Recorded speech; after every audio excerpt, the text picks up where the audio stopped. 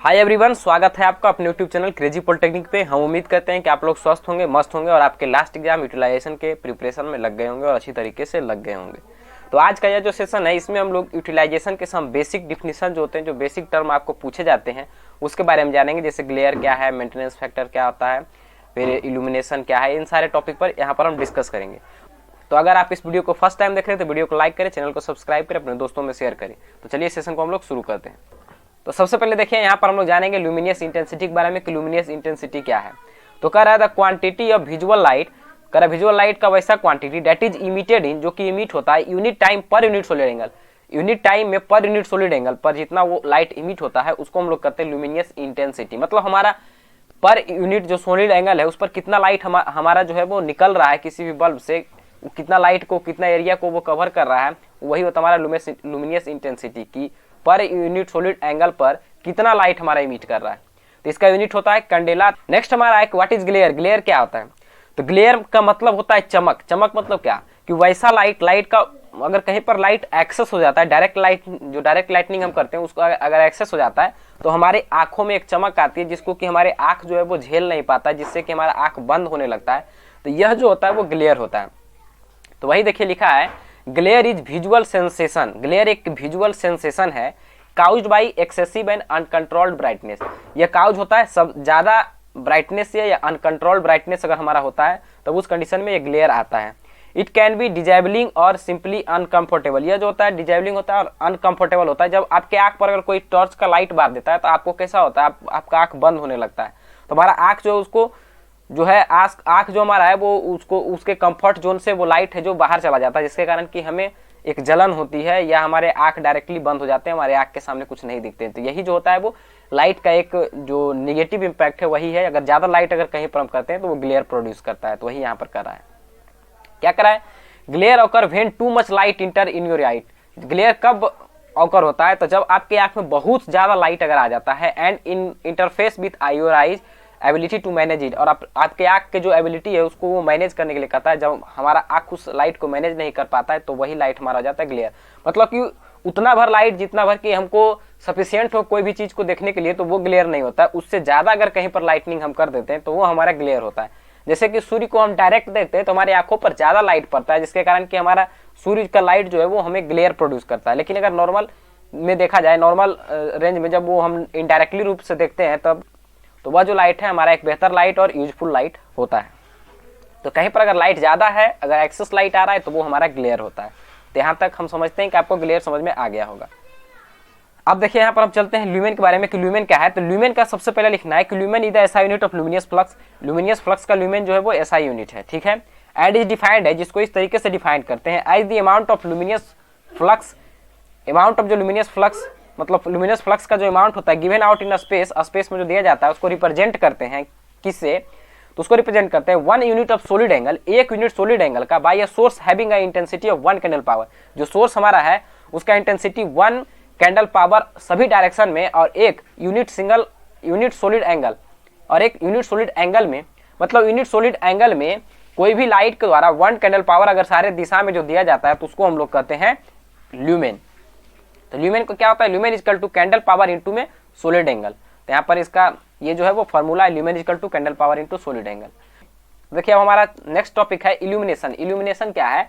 तो कह रहा है इट इज डिफाइंड है, जिसको हम डिफाइन करते हैं luminous flux falling on surface per unit area.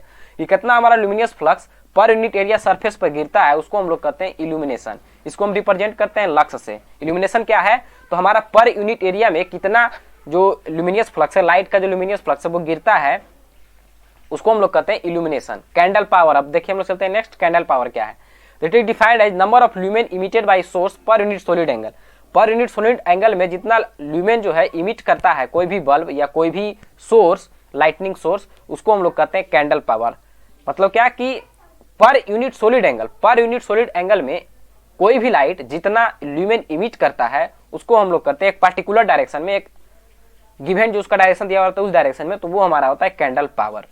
तो ये इसका कैंडल पावर हो गया। अब हम लोग चलते हैं next, luminous flux. Luminous flux क्या होता है? तो कह रहा है it is a light energy radiated coming from a body. कोई भी बॉडी से जितना लाइट हमारा रेडिएट करता है, जितना लाइट वहां से निकलता है, इमिट करता है, रेडिएट करता है, वो हमारा होता है ल्यूमिनियस फ्लक्स।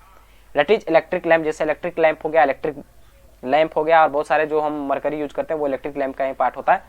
तो उन सारे लैंप से जो हमारा लाइट रेडिएट करता है, जो हमारा एनर्जी रेडिएट होता है लाइट एनर्जी, उसको हम लोग कहते हैं ल्यूमिनियस फ्लक्स। अब हम लोग यहाँ पर देखते हैं ल्यूमिनियस इफिशियंसी क्या है। तो देखिए यहाँ पर ल्यूमिनियस इफिशियंसी क्या है, तो यह यहाँ पर एक इफिशियंसी होता है सोर्स का जो कि कन्वर्ट करता है सप्लाइड पावर को ल्यूमन में, मतलब कितना हम सप्लाई दे रहे हैं, हमारा कितना लाइट, हमारा कितना ल्यूमन ऑफ लाइट जो है वो इमिट हो रहा है, उसका जो रेशियो होता है वो हमारा होता है ल्यूमिनियस इफिशियंसी। मतलब ल्यूमिनियस इफिशियंसी क्या है, तो किसी भी सोर्स का वैसा इफिशियंसी जिसके थ्रू की हम जितना पावर उसको देते हैं और वो जितना आउटपुट देता है, इसका जो रेशियो होता है वो हमारा ल्यूमिनियस इफिशियंसी होता है।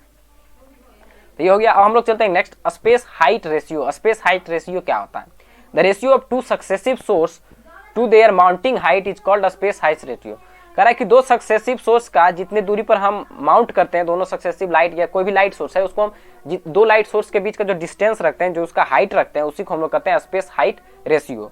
तो देखिए नेक्स्ट हमारा टॉपिक है मीन हॉरिजॉन्टल कैंडल पावर, जिसको कि शॉर्ट फॉर्म में कहते हैं एमएससीपी। एमएससीपी का आपको डायरेक्ट पूछ सकता है कि एमएससीपी का फुल फॉर्म क्या होता है, तो आपको कहना है मीन हॉरिजॉन्टल कैंडल पावर।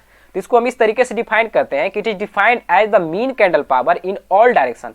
सभी डायरेक्शन में जो हमारा मीन कैंडल पावर होता है इन हॉरिजॉन्टल प्लेन में containing the source of light, source of light को साथ में रखते हुए, सोर्स ऑफ लाइट को इंक्लूड करते हुए, तो ये हमारा होता है मीन हॉरिजॉन्टल कैंडल पावर।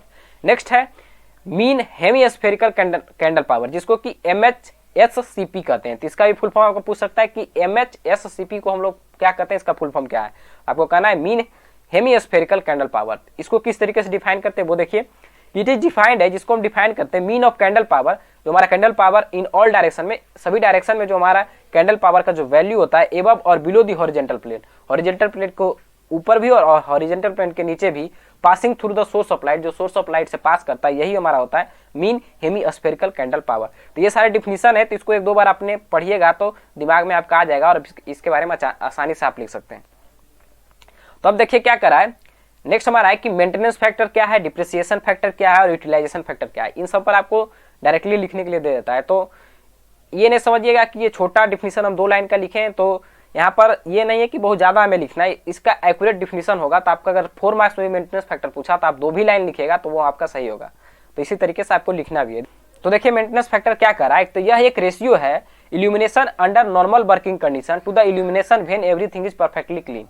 ये क्या है, तो यह एक रेशियो है illumination under normal working condition. Normal working condition पर जो वहाँ का इल्यूमिनेशन होता है वो अपॉन में इल्यूमिनेशन जब सब कुछ परफेक्टली क्लीन हो, जैसे हमारा बल्ब भी क्लीन हो, हमारा रूम का जो पेंटिंग किया हुआ है वो भी परफेक्ट पेंटिंग किया हुआ है, जो कि लाइट को ऑब्जर्व नहीं पूरे रिफ्लेक्ट करता है, तो उस केस में यह जो होता है वो मेंटेनेंस फैक्टर कहलाता है। मेंटेनेंस फैक्टर क्या होता है, तो यह होता है नॉर्मल कंडीशन में जो हमारा इल्यूमिनेशन है और अपॉन में जो इल्यूमिनेशन जब उसको हम परफेक्टली क्लीन कर देते हैं तब का जो इल्यूमिनेशन होता है, इसका रेशियो जो होता है वो हमारा होता है मेंटेनेंस फैक्टर।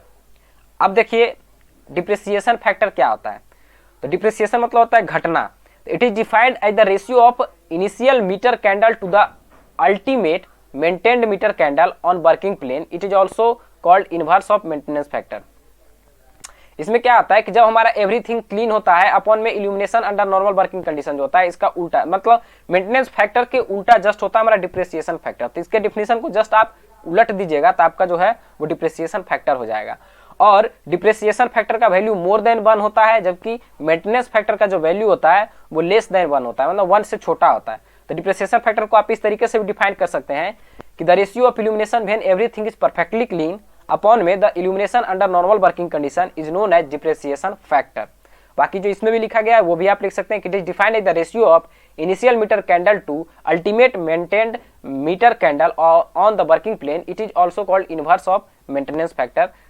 ये भी लिख सकते हैं। देखिए आप एक ही याद रखिए, मेंटेनेंस फैक्टर इसका जस्ट उल्टा होता है डिप्रिसिएशन फैक्टर, तो उसका डिफिनीशन भी आप जस्ट उल्टा कर दीजिएगा, आपका सही हो जाएगा। अब है यूटिलाइजेशन फैक्टर, जो कि इस सेशन का सबसे लास्ट टॉपिक है कि यूटिलाइजेशन फैक्टर क्या होता है। यूटिलाइजेशन फैक्टर क्या है, the ratio of total lumen reaching the working plane to the total lumen given out by lamp is called utilization factor. मतलब यूटिलाइज मतलब क्या होता है, किस तरीके से हम यूटिलाइज मतलब उसका उपयोग कर रहे हैं। तो हमारा लाइट जो बल्ब है या जो भी हमारा लैंप है उसके द्वारा जितना लाइट हमारा, जितना ल्यूमेन का लाइट हमें निकलता है उसके द्वारा, और जो लाइट हमारे वर्किंग प्लेन पर आता है उसका जो रेशियो होता है वो हमारा यूटिलाइजेशन फैक्टर होता है। मतलब कि जो वर्किंग प्लेन पर लाइट आया और जितना लाइट हमारा इमिट हुआ उसका रेशियो जो हमारा होता है वो यूटिलाइजेशन फैक्टर होता है। वही करा है the ratio of total lumen reaching the working plane, जो वर्किंग प्लेन पर टोटल ल्यूमेन पहुंचता है उसका ratio to the lumen given out by bulb, जो कि बल्ब द्वारा गिवन किया जाता है ल्यूमेन को, इसका रेशियो जो होता है वो यूटिलाइजेशन फैक्टर होता है। इसका वैल्यू जो है हमेशा लेस देन 1 होता है। तो लेस देन मैन किसका वैल्यू होता है, मेंटेनेंस फैक्टर का वैल्यू जो होता है लेस देन 1 होता है, और यूटिलाइजेशन फैक्टर का वैल्यू जो होता है वो लेस देन 1 होता है। तो हम उम्मीद करते हैं कि इन सारे जो छोटे मोटे बेसिक डिफिनीशन से जिसको कि आने की प्रोबेबिलिटी था हमारे यूटिलाइजेशन में, तो ये सारे टॉपिक, ये सारे डिफिनीशन आपको क्लियर हो गए होंगे और इसके बारे में आपको एक ब्रीफ आइडिया मिल गया होगा। तो यह था आज का हमारा सेशन। अगर सेशन थोड़ा सा भी अच्छा लगता है तो वीडियो को लाइक करें, चैनल को सब्सक्राइब करें, अपने दोस्तों में शेयर करें। ठीक है, मिलते हैं नेक्स्ट सेशन में एक नए जोश, एक नए कंटेंट के साथ।